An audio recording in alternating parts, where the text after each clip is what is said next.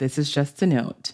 Today's episode is about gun safety, which means it is also about gun violence too. Please take care of yourself as you listen.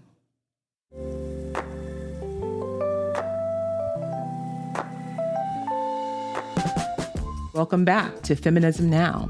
I'm Christian F. Nunez, the National President of the National Organization for Women. In every episode, I speak with leaders and activists on the front lines fighting for equality, justice, and peace. Our theme this season is Women Leading Democracy.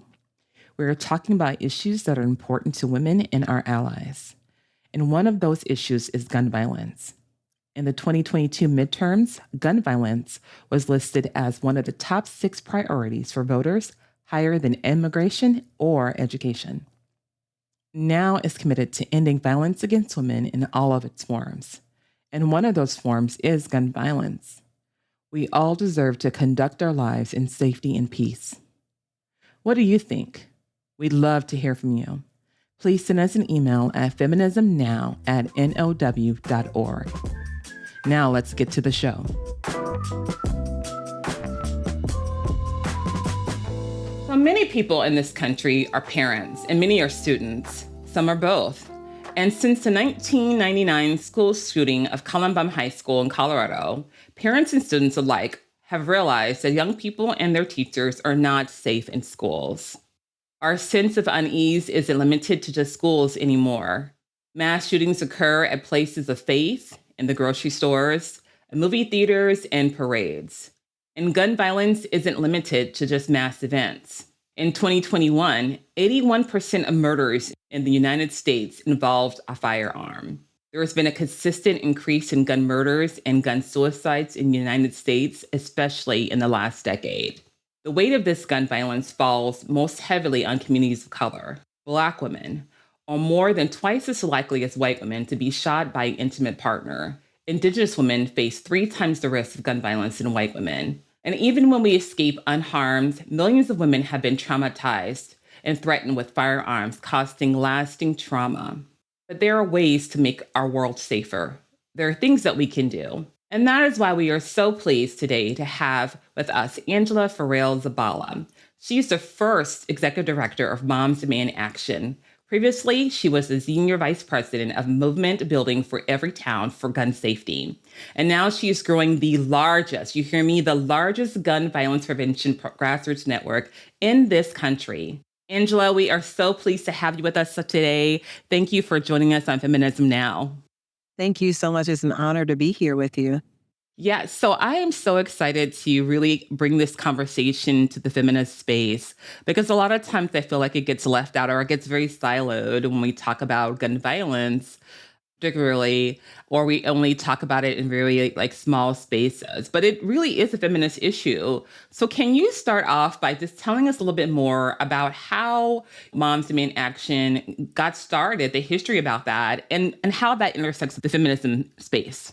Yes. Well, thank you for that question. So we are almost 12 years old, and it started actually what sparked this, my predecessor, Shannon Watts. This was after the Sandy Hook massacre that happened. And she, like other people across this country, were trying to really wrap their heads around what just happened. How in this country, where we talk about freedom and everything else and rights, that we have babies before the holidays that are massacred in their school. This was the first time, probably many people, I think outside of what you mentioned, Columbine, which we're the 25-year marker of that tragedy, the first time people had to really sit and contend with the fact that their schools were no longer a safe place to send their kids. Now, Columbine was the first time, but I do believe that people felt like that was a one-off. Now we're seeing, here we are again. And I think it was a moment where folks said, okay, this has to be the straw that breaks the camel's back when it comes to getting common sense gun violence prevention legislation across the finish line in this country, because who could stand by and see such a thing and not be moved to action? And here we are. And moms from across the country said, hell no, this is not okay. And they were really upset. And they said, we have to do something. We have to get off the sidelines. We cannot wait for Superman to come in and save us, our babies, our communities. We've got to get up and do that. And so this has been a build over that 12-year period. We're now 10 million strong across this country. We're in all 50 states plus the District of Columbia. And we like to say mothers and others. We've got students demand action. We've got all kinds of leaders that are coming together from all walks of life to say, we have got to do something more than thoughts and prayers and wait for someone to save us. Absolutely. I love that about the fact that mothers decided that they are going to take this in their hands and start being advocates and activists and to demand change. And also, you're very nonpartisan. But one of the things we do know is, they've really tried to make gun violence and the discussion about the issue of gun violence kind of like it's been politicized lately. Wouldn't you agree? 100%. And before I even get into that, I do want to, I failed to mention the fact that while we've been here for 12 years and counting, there are people that came well before us that we stand on their shoulders, particularly Black and brown women that were in community having to do this before anyone cared, before this even made a headline. They were having to bury their babies or members of their family and community, and they were figuring it out, and they still are. So I just want to make sure that I honor that, because I wouldn't be here doing this work if it not for them and not for the folks that came before me. But yeah, I think it's important when we look at how this become political to just think about this is common sense. Leading cause of death for kids, teens, and young adults in this country, right? And that's for just if we think broadly about kids, teens, and young adults. When we think about Black children, 17 times more likely than their white peers to be shot and killed and the use of a firearm. So this is ridiculous. And when I go across the country, I don't care if I'm a red state, a blue state, a small town, a big city, no one is agreeing that this is okay. And people do want to see action. I think what we're seeing now is a handful of extremists that are in the pocket of the gun lobby that are doing their bidding.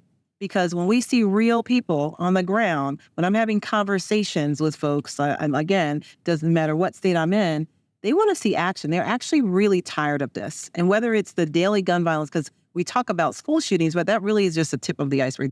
They're not the majority of when we think about the crisis in this country. While it is horrifying, even myself, as someone that knows that factually, when I have to take my kids to school, it does make me feel worried. But that's not in reality kind of the majority of the gun violence in this country. It's the daily gun violence. But we have people every single day getting up to do something about this. And they want to see people with courage to do what it takes to protect their families and their communities. And we're not, again, waiting for Superman. We're taking it on ourselves in partnership with other organizations that are leading this fight, including, I have to shout out, community violence intervention organizations on the ground that do this every single day and put their lives at risk to stop cycles of violence. But it is ridiculous because, I always say, and I've worked across many different issues, including reproductive health rights and justice, immigrant rights, LGBTQI rights, civil rights, civic engagement, all of that stuff I've done over time. And I will say, there is no sense in waiting for someone to hand you something. And that's why our volunteers, a lot of them survivors themselves, get up every day to do this work. We understand the importance of this. And I always say, again, how do you measure the strength of a country or the moral of a country? It's by how they respond to things like this. When this is a leading cause of death for our kids, who are we as a people if that's going to continue to be the standard? It's unacceptable. Right. So this kind of brings me to my next question is like, I know you're talking about how y'all are showing up and you're doing this every day, but can you, for the listeners, explain what that looks like? What does that look like on a nonpartisan level of how you show up and do this work on the full spectrum from, a hyperlocal all the way to national? Sure. And when we say nonpartisan, we mean we will work with almost anybody that's willing to roll up their sleeves and actually focus on this issue. Because as you stated in the opening of this touches many different, it's not in a vacuum. Like your ability, like your reproductive health rights and justice depend upon your ability to be safe and raise your children safely. The environment, all kinds of things, you can touch it and we can point back to, like, if we don't get this, our democracy, if we don't get the gun violence situation under control, if we don't break this guns everywhere culture with zero kind of just common sense regulation, we're in trouble. We're in trouble. So what does that look like from day to day? From hyperlocal, we have volunteers. Again, like I said, many survivors that get up, and it may be as simple as having a conversation or meeting with community members to talk about what's at stake, what's at risk, what are they seeing in their communities, and start to really asset map and figure out, like, how do we start to bring some resolution here, knowing that one pathway is definitely working on a legislative pathway, figuring out what kinds of policies and things that we can get passed, that we can work with our champions that are very important. That's why elections matter. We can come back to that later. But our champions that are moving the work, but also showing the people that aren't willing to have the courage to stand up for families, you have an opportunity to do this with us, but you also can decide not to, and you can lose your job because we're going to come for you because this is not okay. So it can be something like that. We have a lot of our volunteers that have organically, and now we've very intentionally started to help build them to run for office, because we know that it's not just fighting for good policy. It's not just out in these streets and doing the day-to-day. It's about also building the bench of people that are going to step up and actually lead with courage like they should. So it's anything from that, testifying at hearings and such, door knocking when it comes to electoral season or any campaigns that are happening locally, whether it's hyperlocal, state level, or federal elections. We engage in that. We work closely, any members of Congress. We want to help them to think about policies and bills and things that really going to have the effects that we know that communities are desperately looking for. They're their day-to-day, the material things that are going to change and make sure that they're not just trying to survive, but they're actually thriving without the fear of gun violence. So we do a host of different things. And as I said earlier, not only is this Moms Demand Action, which is a part of every town for gun safety, but also Students Demand Action that are out here in these streets doing divestment campaigns on their campuses. Not only do we work with students in high school and college, we also work with students that may not be in college or in school, but there are still young people whose lives are at risk. And many times they may be survivors themselves and having lost several people, friends, family. And so we're working with any and everybody that's willing to step up and do the courageous and important critical work of trying to, get a handle of this epidemic in this country. That's so fantastic and so important, because what you're showing is, one, you're tapping into the holistic approach to it, and also using, I call it, the assets and skills and strengths of everyone who can be involved in this movement so that no one feels they can be left out, and I appreciate that so much. But let's talk about policy and politics and elections a little bit. Plus, one thing that just, happens, we just saw in Tennessee, was that they passed the law that allows teachers to carry firearms in the classroom. When I think about the fact that they would not make efforts to do more preventative measures, but pass legislation for teachers who we know already probably have some bias, implicit bias, some institutional racism happening in these schools, and you want to do a lot of, other things happening, to carry weapons. What do you feel as someone leading, this gun violence prevention? What do you think that impact is going to have on the work that you all will have to do? Yeah, well, thank you for that question. I first want to start and say the way that I view this is Tennessee and any state. I think we have to separate the extremist lawmakers that are passing these ridiculous laws in the first place from the actual constituents and citizens of that state that don't want it. So Tennessee might be hard. It's hard because of the people elected that don't have the courage. It's not because of the citizens or the people that are standing up every single day and fighting for this. They're literally going against the will of the people. Nobody wants that for their children. And in fact, I've worked closely and have built some relationships with some of the survivors of the Covenant School shooting there. And these women, and the reason I make note, because it is very easy when you think about the allies or the folks that you would expect that would show up to wear a red shirt, a mom's shirt, or go and rally or go and talk to their legislators. There are some people that aren't necessarily joiners of things. They've been living their lives, and now tragedy has impacted them in their communities, and now they are stepping up. And I want everyone to know that when you step up and come to join me to fight this crisis, that's the right time, right? There's no such thing as like you weren't here before and everything. So a lot of these folks, they may be in communities that haven't been disproportionately impacted, and they're showing up and showing out and saying it's not okay. Law enforcement has showed up and showed out and said, this makes our jobs hard. This is not okay. Now, when we think about also arming teachers, there's a couple things that go to my head. I'm a mother of 4 kids.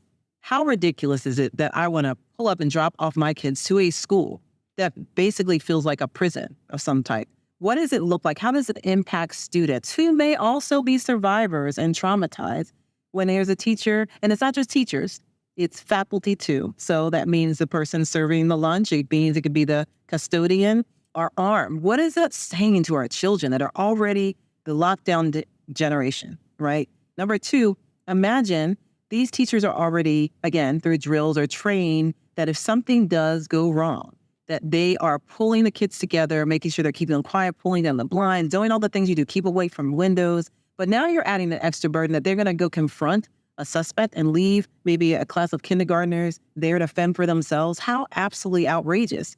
And then add this, law enforcement is trained to do this. And even in these types of crises, their accuracy and things change. Like when the adrenaline's running. So now you have a teacher, I don't know how much training they're giving, but there's not enough. And they also didn't sign up for this. They signed up to teach. So it's absolutely outrageous. And I can tell you that the majority of people don't want to see that. Not in Tennessee, not really anywhere. And this is passed in Iowa as well. It's up in Missouri and Alaska. There's other states. This is a trend that's happening.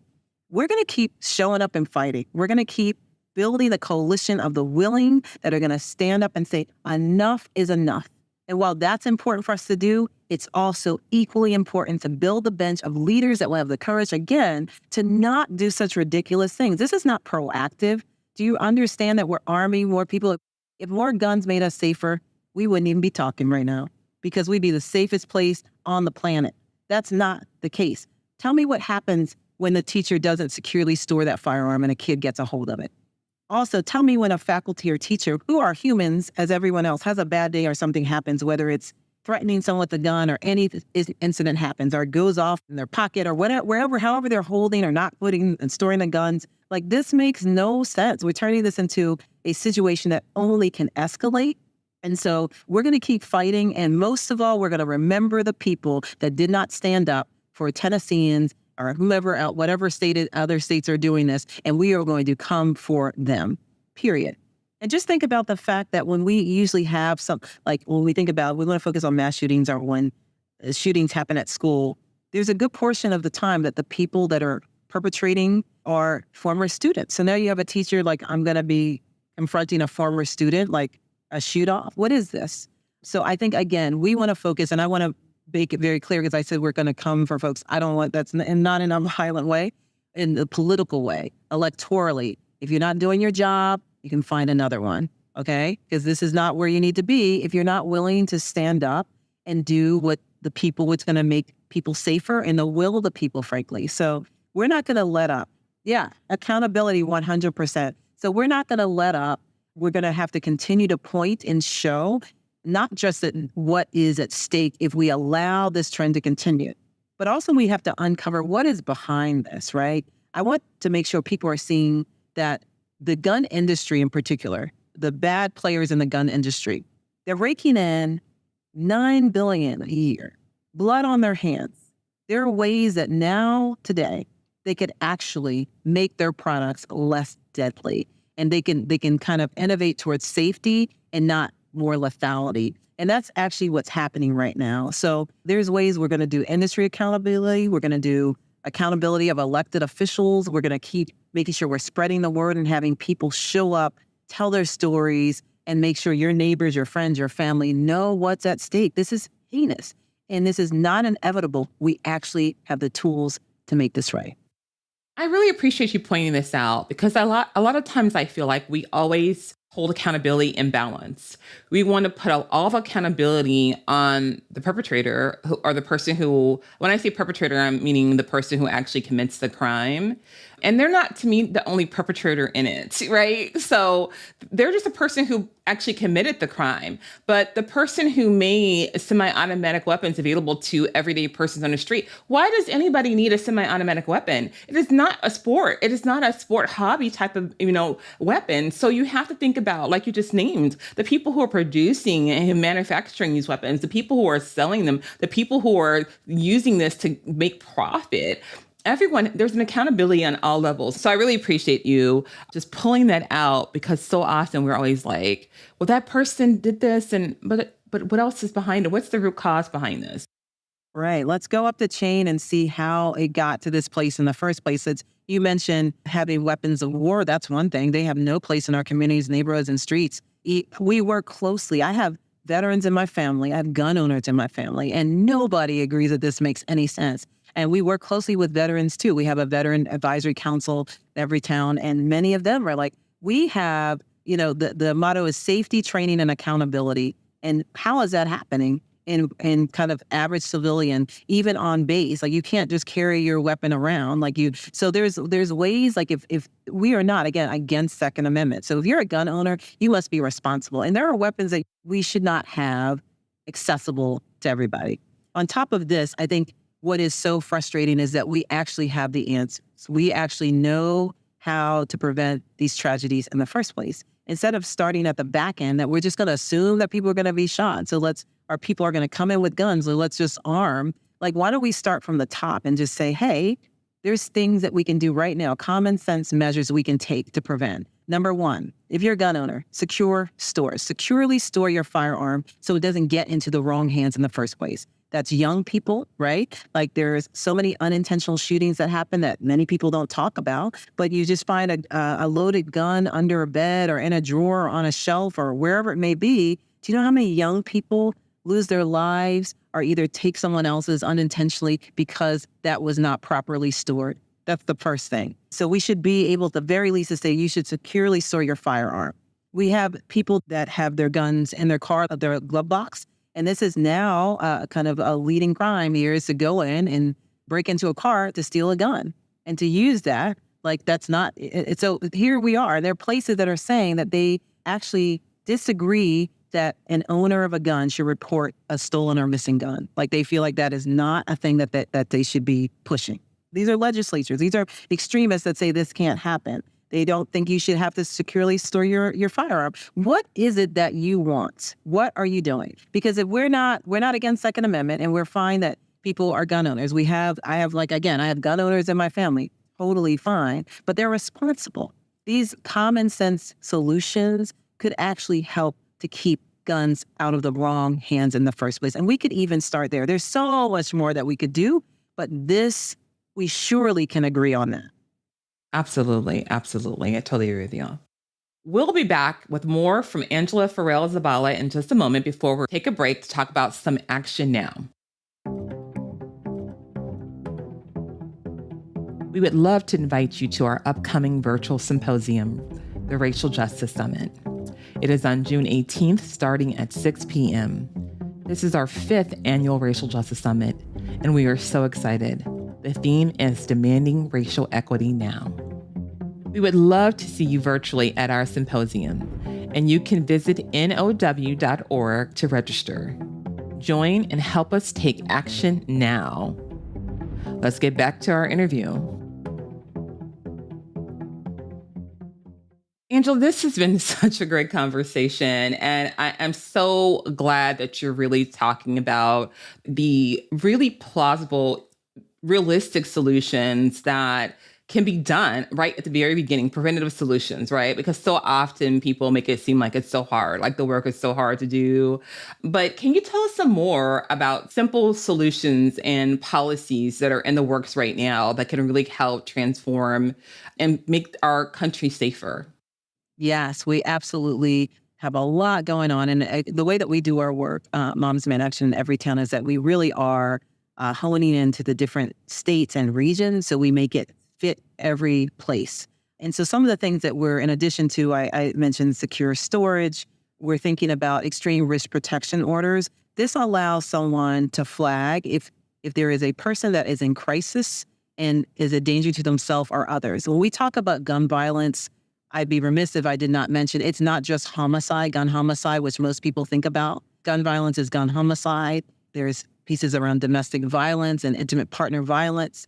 There is gun suicide. There's unintentional shootings that happen. And of course, police violence that happens. So we're looking at the totality of that. So background check, something very simple. You've got to go through a background check to make sure that you are okay to have a firearm. That seems pretty simple, but there are places that are fighting that. In fact, I was just in North Carolina yesterday for our Advocacy Day with our incredible Moms Demand Action, Student Demand Action leaders, and other incredible advocacy groups that are on the ground there, hearing about the fact that they allow someone to have a gun without a permit. So there's no background check, which means there are people that might go through a background check system and there are flags, and they will not have access or be permitted to purchase a firearm. If you don't have those basic checks in place, then any and everybody can carry, right? So that's a problem for us. We think about any other industry in this country, even thinking about automobiles, having seatbelt, making sure people have insurance. There's a responsibility to driving that car. Yes, people will always say this, well, it's not the gun or it's not the car. You're right. But we have to have the sense, we have to have common sense around how we regulate and ensure that even though you have the right, for instance, to operate a motor vehicle, you should be trained, you should be licensed, you should have insurance, you should wear the proper seatbelt and make sure your cars are maintained. That's the same thing when it comes to guns. Like if you're a gun owner, there are things that you should be abiding by. So it's one of the few places where they actually have immunity and we cannot hold the gun industry accountable. So we're going to be coming for that and making sure people understand, stop thinking about this bumper sticker, easy, salacious thing that they're trying to take your guns. What we're trying to do is have common sense here. What we're trying to do is save our children. What we're trying to do is make sure you can go to school and learn. What we're trying to do is make sure that your walk from school to home isn't a dangerous route. That's what we're trying to do. It's very simple. And everyone can relate to these things. I mean, I'm a mother of soon to be 5-year-old in 3 weeks, Black boy. But I mean, and it's fearful for me to think about what's at stake for him. Because one, he's super tall, right? He's 4. He's already like 4 feet tall, right? So super tall. And people automatically assume he's older.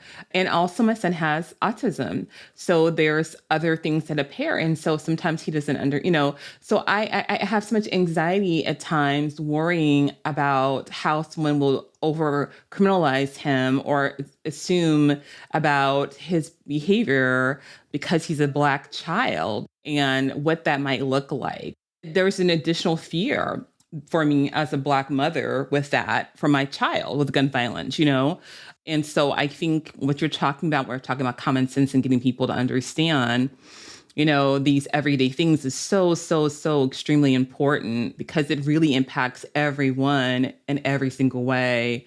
And we have to do this work. And we need, organizations like yourself to be out there connecting the dots and make sure people know this is a issue based. This is not partisan. This is issue based. This is about protecting families. This is about protecting children. This is about making sure they have a future and a life. And, more than anything, it's a public health issue at the end of the day. It's a public health issue, and we need to approach it as such. Absolutely. Absolutely. So I would love for you to tell us, as we're getting close to the end, some other victories, you all have had, so we can just hear those victories and how everyone can get involved in this, this work and this movement. Yes. Oh my goodness. I'm so glad you asked the question of victories because it is really easy to look at the gaps. Make no mistake, we got a lot of work to do, but we have made a lot of progress. Just over, 11, 12 years ago when we first started Moms Demand Action, this was a third rail of politics. No one could talk about this and be unscathed. It was just like a lightning rod issue. And even a quarter of, House Democrats got an A rating from the NRA. Now, none do, 0. And they wear that proudly. I think some of the things and there's many things I can get into, but I'll just name some of the big ones. We broke a 30-year logjam with a bipartisan Safer Communities Act that was passed a couple years ago under this administration, the Biden-Harris administration, which was really, really incredible. And again, I'm going to say bipartisan. We have 15 Republicans on that. And we were that was a really good step forward. And there's so many things that were a part of that package that was passed. But it really signaled that this administration is taking this issue very, very seriously. The other thing, the very first White House Office of Gun Violence Prevention, incredible. And I want to shout out Greg Jackson and Rob Wilcox and Steph over there that are doing incredible work. Incredible work. Again, that shows you their commitments. So those are 2 big things. We've had so many state victories. we've blocked so many across this country in different states. We blocked about 95% of the bad bills that were coming out through the NRA. We have done things in many states, including about 11 states now, to ban assault weapons. Everything. We are looking at every single option from legislative to cultural and ways that we're actually having people utilize their platforms, whether it is we have more and more athletes and other celebrities coming out just to speak not only their own, some of these folks, their own survivor stories, but actually using their profile and using their platform to say, hey, we have a responsibility in this country to do everything we can to protect our communities and our children, most of all. So we are always looking for ways to make sure that we can get this across the finish line, because it's an all hands on deck time, right? This is affecting, again, there are people more disproportionately affected, Black and brown folks in this country that are doing this hard work in the streets. We see, and that's another victory I want to name, is that we got a lot of funding for gun violence intervention groups that have been advocating strong for that forever and ever and ever. And so it was so incredible to see that as part of the bipartisan Safer Community Act, but continues through this administration to kind of recognize the importance of on the ground intervention that is helping to break cycles of violence and helping to curb, really heal communities that are traumatized by this all the time.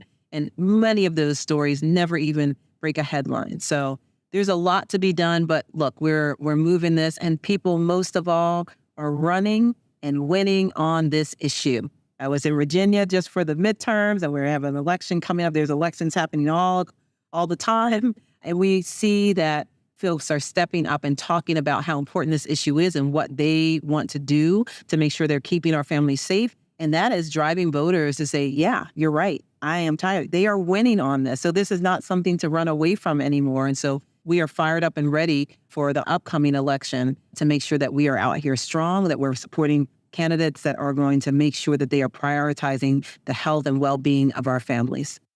I am so excited to hear all of this, these victories. I think it is wonderful. Thank you for all that you're doing to lead the way as a woman of color, as a Black queer woman that is doing the work. I think it just is so amazing. So I just appreciate you doing all this work, because it shows why you are so needed in this movement, because you can represent and speak to the narrative of those, directly impacted. So I really appreciate your leadership in this and the work that you're doing. So can you share with us how someone can get involved in this if they are interested in this movement? Yes, absolutely. We're always looking for more folks to jump up with us, and happy to partner with any and everybody that wants to roll up their sleeves and get to work. But the first thing you can do is have a conversation with someone about this issue. Really talk about why it's important. Don't shy away from folks who are like, oh, they won't be with me. Have a conversation. That human to human is so important. The second thing is you can text READY to 64433 and get involved with Moms Demand Action. And we can, if you're a student, you can also reach out to us and we can get you involved with the student groups there that we have here across the country. But someone will reach out to you directly and figure out what is it that you want to contribute. Nothing is too small, nothing is too big. There's no prerequisite. Well, thank you so much for being here. And for the listeners, I want you to make sure that you are doing something, whether you're getting out there voting. If you know someone who's not doing what they do, elected official, hold them accountable. Make sure you're supporting Moms Demand Action and Everytown. Thank you so much, Angela Farrell Zabala, for joining us today on Feminism Now.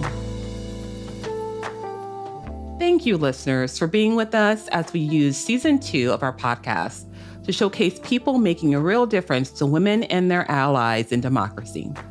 Stay tuned for our next episodes as we cover the issues that affect women most: childcare and voting rights, reproductive justice and gun violence, the rise of Generation Z, and the need for healthcare for all, from affordable prescriptions to gender-affirming care.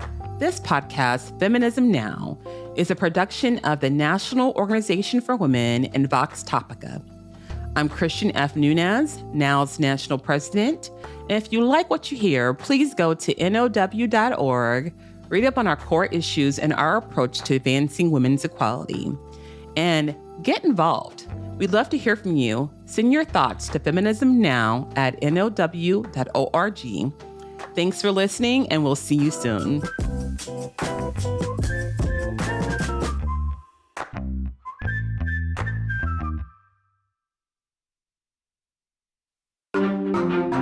Topica.